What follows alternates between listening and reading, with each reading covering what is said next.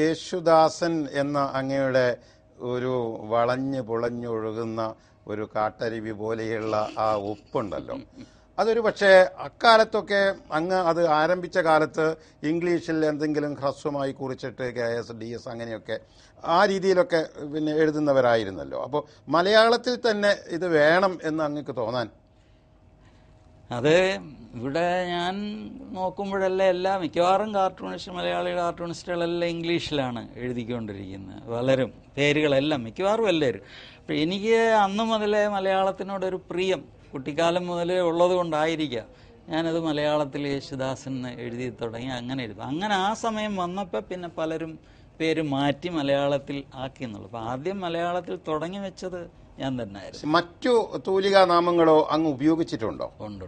അത് ഏതൊക്കെയാണ്? KK നായരൊക്കെ ഉണ്ടായിരുന്നു. KK നായർ വളരെ കോൺട്രവേഴ്സ്യൽ ആയിരുന്നു. അതായത് ഞാൻ ഡൽഹിയിലുള്ള സമയത്ത് എന്നെ രഹസ്യമായിട്ട് ഒരാൾ വന്ന് കാണുമായിരുന്നു വീട്ടിൽ. ഞാൻ താമസിക്കുന്ന പട്ടേൽ നഗറിൽ ചൈനീസ് എംബസി എന്ന് വരുന്ന ഒരാളാണ്.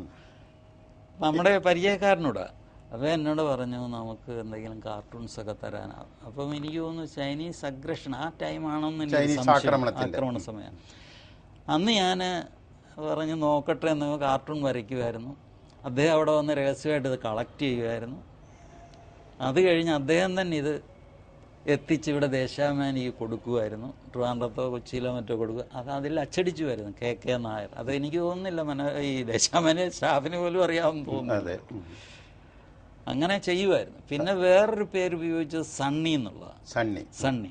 ഈ സണ്ണി എന്നുള്ള പേര് ഉപയോഗിക്കാൻ കാരണം ഞാനന്ന് ഈ ഡോക്ടർ ജോർജ് തോമസ് ഇല്ലേ മലയാള രാജ്യം റേച്ചൽ അവരുമായിട്ടൊരു അടുത്ത ബന്ധം ഉണ്ടായിരുന്ന ഒരു സമയത്ത് അന്ന് ഞാൻ മനോരമയിലും ജോയിൻ ചെയ്തിട്ടില്ല.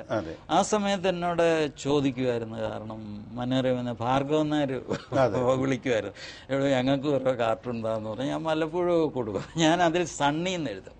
അപ്പോൾ കാർട്ടൂൺ വരയ്ക്കുന്ന ഇടത് കൈ വെച്ച ഈ ശൈലി അറിയാതിരിക്കുക ഇടത് കൈ വെച്ച് വരയ്ക്കും. സണ്ണി എന്നുള്ളതും ഇടത് കൈ കൊണ്ട് എഴുതും. ഇതിങ്ങനെ കുറേ ആഴ്ചകൾ പോയി ദിവസം കൊടുക്കത്തില്ല, മാസത്തിൽ 2-3 ആളെണ്ണം കൊടുക്കും. കൊടുത്തു കഴിഞ്ഞ് ഒരു ദിവസം എന്നെ ഭാർഗവനാർ വിളിച്ചു പറഞ്ഞു, ഇത് പോരാ, നമുക്ക് യേശുദാസിനെ തന്നെ വേണം. ഭയങ്കര നിർബന്ധം. അങ്ങനെയാണ് ഈ യേശുദാസൻ എന്നുള്ള പേരോടുകൂടി പിന്നെ മനോരമയ്ക്ക് വരച്ചു കൊടുക്കുന്നത്.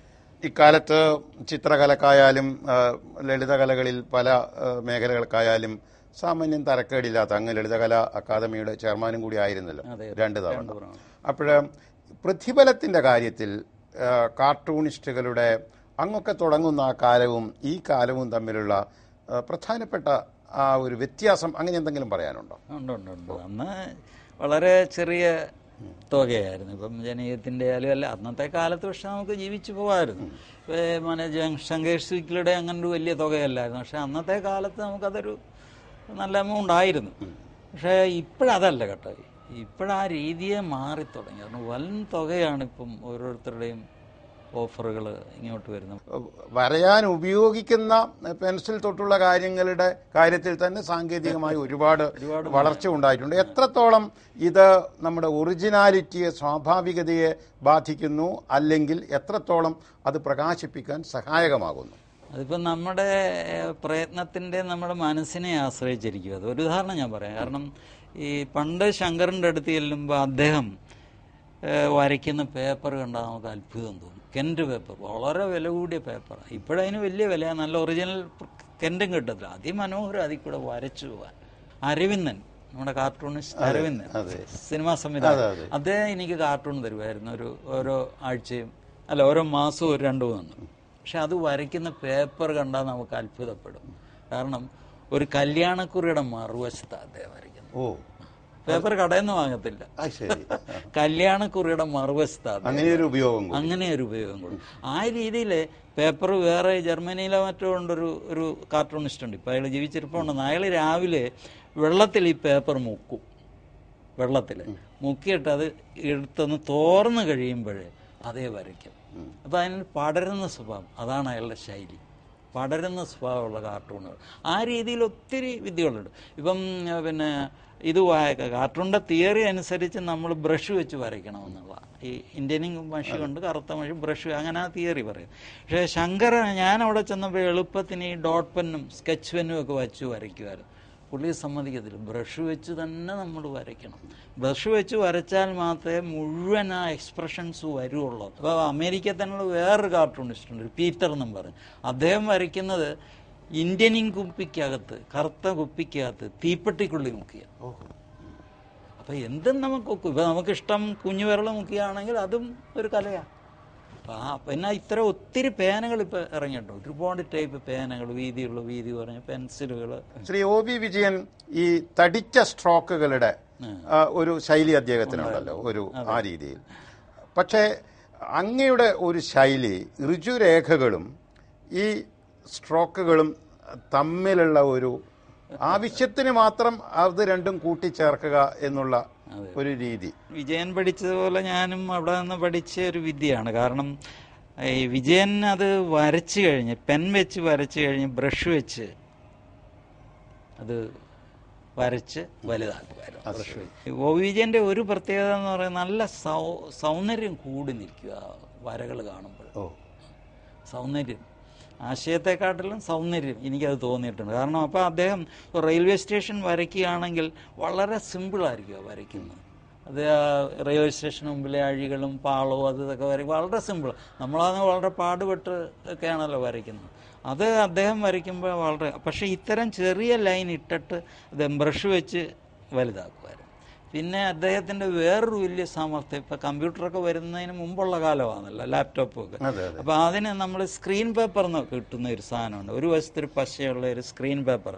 അപ്പൊ ഇന്ദിരാഗാന്ധിയുടെ സാരി വരച്ചു കഴിഞ്ഞാൽ അതിലൊരു ഷെയ്ഡ് വേണമെങ്കിൽ ഇത് അമർത്തി കഴിഞ്ഞിട്ട് ബ്ലേഡ് വെച്ച് വെട്ടിയെടുത്താൽ മതി. അത് ഞാനും ഉപയോഗിച്ചു. എല്ലാ കാർട്ടൂണിസ്റ്റുകളും ആ കാലത്തൊക്കെ ഉപയോഗിക്കുക, കുട്ടിയും വിജയനും എല്ലാവരും തന്നെ, ലക്ഷ്മണനും എല്ലാം ഉപയോഗിക്കും. പക്ഷേ വിജയൻ്റേതാണ് ആ സൗന്ദര്യം കൂടി നിൽക്കുന്നത്. ഇതെല്ലാം ഒട്ടിച്ചു കഴിയുമ്പോൾ അതിമനോഹരമാണ് വിജയന്റെ കാർട്ടൂൺ. മിസസ് നായർ അങ്ങ് തുടങ്ങി വെച്ചു അല്ലേ വനിതയിൽ? അത് ഒരു 10-25 വർഷമായല്ലോ. അപ്പോഴേ അതിൽ പ്രമേയങ്ങൾ അല്ലെങ്കിൽ അതിൽ പ്രശ്നങ്ങൾ ഇവയൊക്കെ ഓരോ ആഴ്ചയും അല്ലെങ്കിൽ ഓരോ 15 ദിവസവും തിരഞ്ഞെടുക്കുമ്പോഴുള്ള വല്ലാത്ത ഒരു നിരീക്ഷണ ജാഗ്രത വേണ്ടേ പ്രശ്നങ്ങളെക്കുറിച്ചും കാര്യങ്ങളെക്കുറിച്ചും? കാരണം അത് ഈ ഒന്ന് മിസസ് നായർ എന്ന് പറയുന്ന കഥാപാത്രം ഒരു ക്ലബിലൊക്കെ പോകുന്ന, ഭാര്യയും ഭർത്താവും ക്ലബിൽ പോകുന്നവരായിരുന്നു. ക്ലബിൽ പോകുന്ന മകള് കോളേജിൽ പഠിക്കുന്ന സ്പോർട്സ് താരമാണ്, മരുമകള് കോളേജിലെ പ്രൊഫസറാണ്. ഒരു മോനെ നമ്മൾ 25 വർഷമായിട്ടും കാണിച്ചിട്ടില്ല, അവൻ ഗൾഫിലാണെന്ന് പറയുന്നേ ഉള്ളൂ. പക്ഷെ ഈ സമയത്തൊക്കെ എനിക്ക് തന്നെ ഒരു ഉൾഭയം പലപ്പോഴും വന്നിട്ടുണ്ട്, ഇതെങ്ങനെ ഇത് കൊണ്ടുപോകാനൊക്കും. അപ്പം കോട്ടയത്ത് ചെന്നിട്ട് ഈ ചർച്ച കഴിഞ്ഞപ്പോഴേ, ഞാൻ അന്ന് മനോരമ ജോയിൻ ചെയ്തിട്ടില്ല, എന്നെ ഒന്ന് കാണണമെന്നും പറഞ്ഞ് മാത്തുട്ടിച്ചാൻ്റെ ഒരു കത്ത് വന്നപ്പോൾ ഞാൻ അങ്ങനെ പോയി കണ്ടു. അപ്പം ഞാൻ ചെന്ന ദിവസം ഇവരെല്ലാവരും ഉണ്ട്, മക്കളും തോമസ് ജേക്കബും പിന്നെ മണക്കാട് മാത്യുവും പിന്നെ പത്മനും, അങ്ങനെ എല്ലാ ടീമും ഉണ്ട് അവിടെ. അപ്പം ഞാൻ ചെന്ന്, അപ്പം ഞാനവരെ കണ്ടപ്പോൾ തന്നെ പരിഭ്രമത്തില്ല, അല്ലാതെ ഒരാളെ കണ്ടാൽ തന്നെ പരിഭ്രമിക്കുന്ന ആളാണ് ഞാൻ. അപ്പം ഇതാണ് ഞങ്ങളുടെ ആവശ്യം, ഇങ്ങനൊരു പങ്ക്തി വേണം, ഒരു ലാസ്റ്റ് പേജ് യേശുദാസിന് വിട്ടുതരാം, എന്താണ് അതിനെപ്പറ്റി. അപ്പം ഞാൻ പറഞ്ഞു ഒന്ന് ആലോചിക്കട്ടെ എന്ന്. അപ്പോൾ അവരും പല അഭിപ്രായങ്ങളും അത് ഇതൊക്കെ പറഞ്ഞു. അവസാനം ഞാൻ അതിനൊരു രൂപം നൽകിയിട്ട് ഈ മിസസ് നായർ ഒരു ക്ലബിലെ ലേഡിയായിട്ടും പിന്നെ മിസ്റ്റർ നായർ റിട്ടയർഡ് പോലീസ് ഓഫീസറായിട്ടും സങ്കല്പിച്ച് അങ്ങനെ ഈ പങ്ക്തി കൊണ്ട് ഈ കഥാപാത്രങ്ങളെയൊക്കെ വരച്ച്, അതിൽ ഈ മോളെ മാത്രം വരച്ചപ്പം അതിനൊരു ചേഞ്ച് വേണമെന്ന് അവരെല്ലാവരും പറഞ്ഞു. പിന്നീട് ചെന്നപ്പോൾ ബാക്കിയൊക്കെ എഗ്രി ചെയ്തു. അങ്ങനെ തുടങ്ങിയൊരു സാധനം. പക്ഷെ ആ സ്കൂളിൻ്റെ തറ മുഴുവൻ മണലാണ്. ഒരു ഗവൺമെൻറ് സ്കൂളാണ്, ഇപ്പോഴും ഉണ്ടാകും, ഇപ്പോൾ വലിയ പരിഷ്കരിച്ച് മണൽ. ആ മണലിലാണ് ഞാൻ വരച്ചു.